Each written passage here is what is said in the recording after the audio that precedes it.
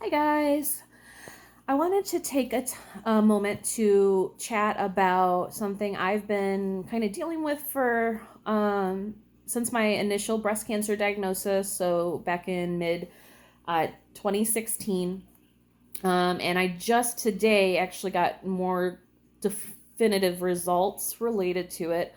So I thought this was a good opportunity to kind of share my experience and what it means for others, because when I went through this, not many there wasn't many resources, not many have heard of this. So when you have breast cancer, oftentimes they will ask, and any type of cancer really, they'll want you to do genetic testing. Oftentimes they'll want the genetic testing if you've had other family members with cancers. But in my case, it was the opposite that caused them to want to do the genetic testing. It was the fact that there had been no history of family cancers when I was diagnosed, and I was only 30 when I was diagnosed with breast cancer. So it was a young age. And so they wanted to just see if something else was going on that would cause such a young cancer. And the test is done via a blood test. They order in a kit. They take the blood. I think if I remember correctly, it is a decent amount of blood. And then they send this in, and it's the one. So Myriad my risk is the cancer test or genetic test, and I think most seem to attribute breast cancer with the BRCA1 and BRCA2 mutation. But I was found to have a mutation of the TP53 gene, which, if it's found both in the blood and the skin cells, it is what is called Lyfrinemy Syndrome. What does that mean? It was very scary when I first heard it. It still is. So Lyfrinemy Syndrome, or LFS. So from that TP53 mutation, it's a premature truncation of that protein at the amino acid position, and it makes you at a higher risk for several other types of cancers. So there is an inherent risk for colon cancer, for breast cancer, skin cancer, sarcomas. So there's a lot of screenings that you have to do in addition to your normal, like, breast cancer patients will always have screening mammograms for the rest of their lives. I won't anymore because I don't have breasts. But in addition to that, I will be doing colonoscopies probably every 2 to 5 years. I have to see a dermatologist at least once a year to check my skin.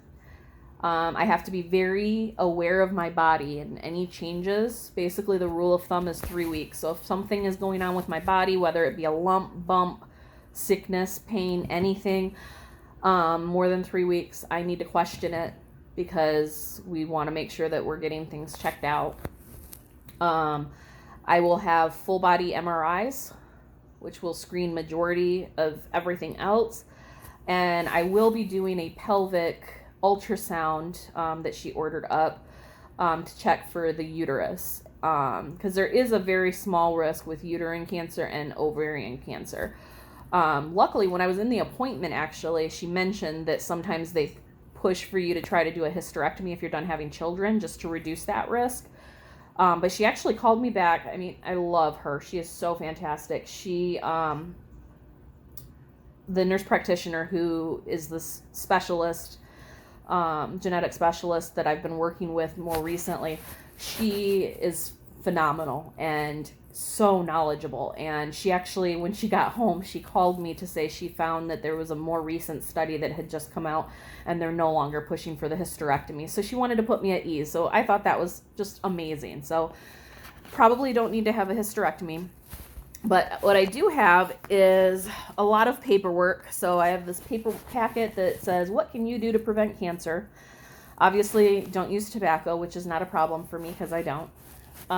Weight loss is important, so I do need to get back on track with that and exercise. I need to make sure that I'm keeping up with my fruit and vegetable intake because those help they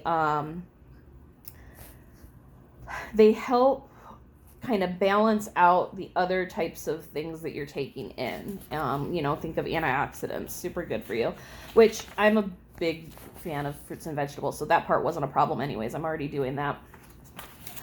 And these are just the extra things in addition to the screening that I need to be doing regularly, because there's a lot of things in our day-to-day life that can cause additional little mutations, and those little mutations are just amplified by my genetic mutation, and that's what makes you at risk for cancer. Limiting alcohol, luckily the amount that I drink, which is very minimal, is within the limits. Limit processed meats, so that is really attributed to colon cancer a lot, I believe. But yeah, processed meats have a lot of extra chemicals, so that's something you want to really pay attention to. Processed meats like hot dogs, lunch meat, really meat at a fast food restaurant at all would be one. Pepperoni, bacon, anything like that, those are considered processed meats. I also have to be careful with my sunscreen, because the type of sunscreen you use, it's very important, obviously, for skin cancer prevention, but a lot of sunscreens have a bunch of extra chemicals added to them that actually make them just as bad for you as the skin cancer risk.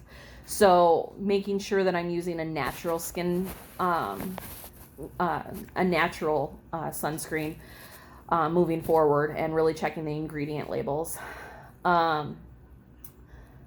Make sure vaccines are up to date, which mine are. You got to watch Radon, which in Ohio, that in our area specifically, that was something I had never heard of when I lived in Michigan, actually.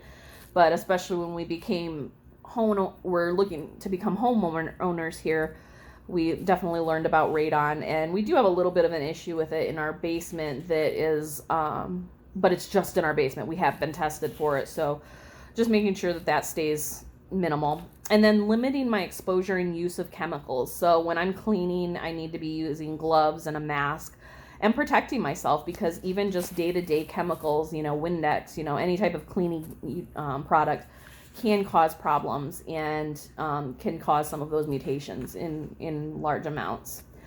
So, and these are good tips in general, because all these things that I'm listing here, not the tests that I mentioned, but these reductions and just things to avoid, those are good, safe practices for everyone. So you don't have to have cancer. You don't have to have a genetic mutation. Those are things to reduce your risk of cancer, because everyone is at risk of cancer. You can get a genetic mutation just from your day-to-day life. You can get cancer from a mutation that can be caused from some of these things in general without having the genetic mutation. So they're just things to be conscious of and, put in the front of your mind. And then, one that isn't really relevant to me because I'm married, but practicing safe sex, it is a risk with the human papillomavirus and,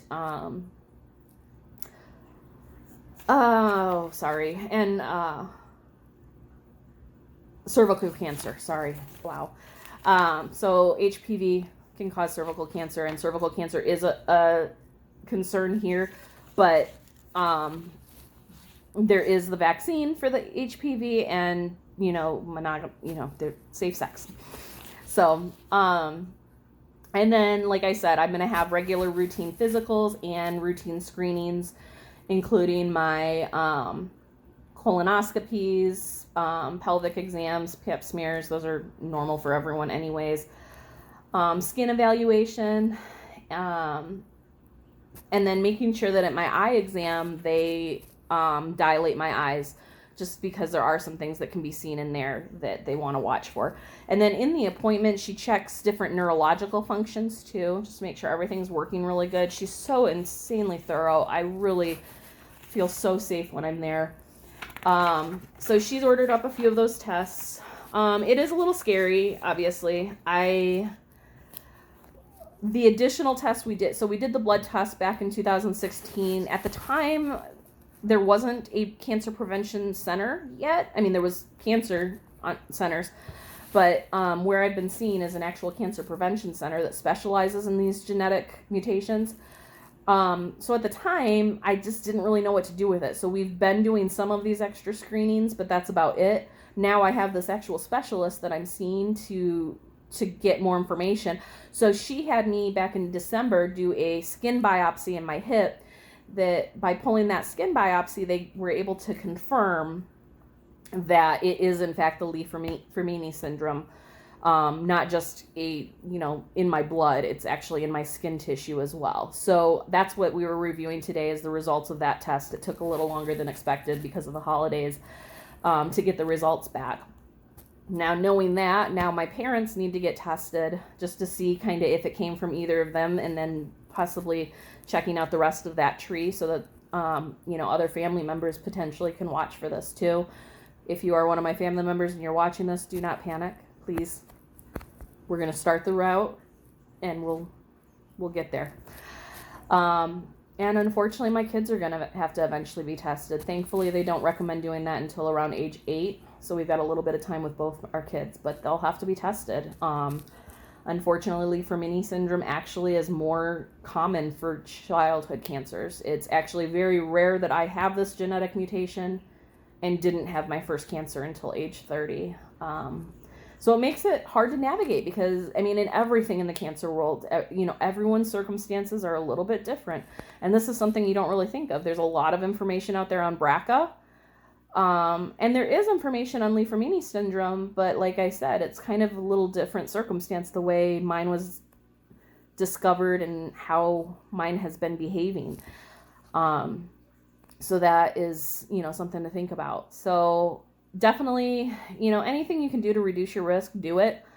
I am a huge advocate. Go out and get your mammograms when you're of age. When I had my breast cancer, I was not at age to have mammograms. I found my lump in a self-breast exam that I did not necessarily do regularly, but one day I decided to do one when I was in the shower. You should do those monthly.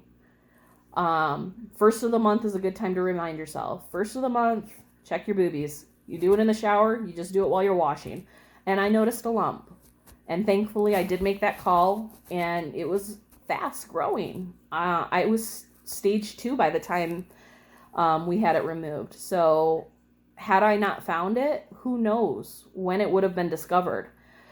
And I try to share that story. I'm very open about my medical history and my medical experiences, because if it can help someone else be more conscious of those things, it's important. If you are of age, get a mammogram. Get a colonoscopy if you're in that age range too. Get the screenings that you are recommended to have. And then just try to avoid some of those other factors in life, because cancer sucks. And it's every day I'm hearing about people dying from cancer, and cancer treatment sucks. It was awful. I'm so blessed to be alive, and I have so many wonderful survivor sisters and brothers out there that have, won this battle. But if there's anything you can do to avoid it, avoid it. So take these things into consideration. And if you have not done a genetic test and you have had a cancer, it might be something worth talking to your doctor about. The knowledge that is known now is even greater than it was 4 years ago. And, if you had cancer 10 years ago, it could be it's way more than then, the knowledge. So it's worth checking out just to know what types of things you should be doing extra screenings with. If you have any questions, feel free to leave them in the comments. Like I said, I'm still kind of learning as we go with it, but I have been, dealing with some of the extra procedures and some of the research and stuff since 2016. It's not a death sentence. It's just an awareness. And now that we're aware, we can do the things to help be aware and be preventative. And that's what it's all about. Knowledge is truly power. So keep safe, y'all. And thanks for watching. Bye.